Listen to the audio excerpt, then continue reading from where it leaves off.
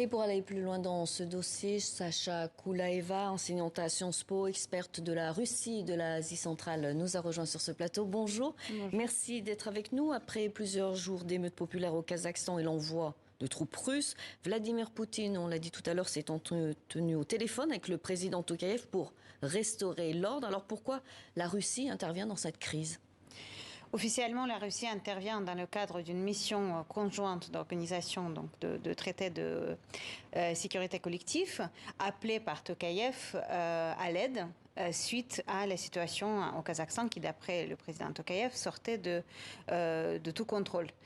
Effectivement, on a beaucoup de questions par rapport à cette invitation, par rapport à ce positionnement. On sait que l'organisation de traité de sécurité collective n'est pas intervenu en Kyrgyzstan, même après plus de 1000 morts en 2010. On sait qu'il n'est pas intervenu dans le conflit à Haut-Karabakh. Enfin, c'est assez inédite, cette invitation, et qui a suivi juste de quelques heures l'explosion de violence à Almaty. Et les troupes sont parties quelques heures encore après. Donc effectivement, ça n'a pas l'air d'une situation tout à fait improvisée. Et visiblement, la Russie joue un rôle très important dans la gestion de cette crise. Alors il y a beaucoup d'informations qui nous parviennent du Kazakhstan, des informations plus ou moins contradictoires. Oui, tout à fait. On sait déjà pas exactement où se trouve Nazarbayev. Officiellement, donc on vient d'entendre, son attaché de presse a officiellement dit qu'il était à Kazakhstan et qu'il appelait à se rallier au président, mais on n'a pas entendu Nazarbayev lui-même, on ne l'a pas vu même depuis le 28 décembre, quand il s'est entretenu avec président Poutine, Loukachenko et les autres chefs d'État au Forum économique à Saint-Pétersbourg. Il ne s'est pas montré ni à la télévision, ni nulle part depuis le début de crise. Donc, beaucoup de questions restent, tout comme sur le reste de sa famille. Son neveu, un homme très influent dans les services de sécurité, à un moment donné, l'information de son arrestation a filtré, qui après a été démentie. Donc les informations arrivent de façon très contradictoire, et l'Internet continue à être coupé régulièrement dans le pays. Les journalistes étrangers sont interdits d'accès depuis l'intervention de missions militaires. Alors l'ancien président Nazarbayev, vous venez de le dire, n'est plus au pouvoir, mais il continue à jouer un rôle important dans la vie politique de son pays.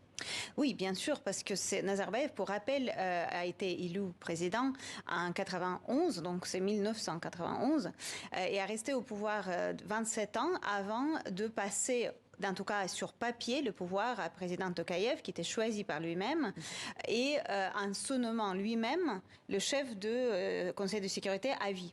Et le moment absolument inédit, donc ça fait 30 ans qu'il est au pouvoir et qu'il dirige ce pays vraiment avec la main de fer, de façon très autoritaire et néopathique, qui est en vérité la vraie source des soulèvements populaires qu'on a pu observer ces derniers jours, même si après il a été rejoint par d'autres éléments. Et probablement était également accompagné par la lutte pour le pouvoir dans le cadre des élites kazakhs. Néanmoins, Nazarbayev continuait à gérer le rôle de l'homme fort et le symbole fort. D'ailleurs, on l'appelle El-Bassi, donc le père de nation. C'est son titre officiel. Et le capital de Kazakhstan porte son prénom, ce qui dit long sur sa façon de voir sa règne. Mais le moment inédit, donc, c'est qu'il y a 2 jours, le président Tokayev a dit qu'il n'est plus, que Nazarbayev n'est plus en tête du Conseil de sécurité. Il avait l'air, d'apparence, en tout cas, l'a écarté de toute fonction officielle. Alors, dans le sujet, on l'a entendu, l'opposition parle de la fin du régime et la fin de l'ère Nazarbayev, justement. Qu'est-ce que vous en pensez ? C'est incontestablement la fin d'une ère, mais il est beaucoup trop tôt pour tirer les conclusions, parce que d'une part, il y a cette intervention militaire, d'autre part, il y a incontestablement un espèce de coup d'État dont on saura plus dans les jours qui viennent.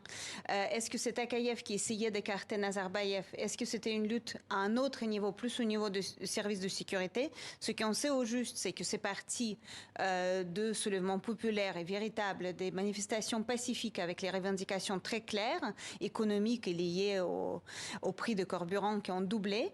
Est-ce que c'était une provocation voulue ou pas? Il y a beaucoup de théories de complot, mais j'attendrai vraiment des informations fiables pour en tirer les conclusions, qui ont été accompagnées par la suite par plusieurs jours des réclamations politiques, clairement politiques, venant plus d'Almaty, la ville centrale de Kazakhstan, et qui après ont viré à des émeutes où, comme on sait maintenant, il y avait des éléments armés, la distribution des armes et des tirs, les provocations extrêmement importantes qui ont mené à une violence absolument inédite pour ce pays. Merci. Et c'est là que nous attendons des éclaircissements sur ces personnes-là.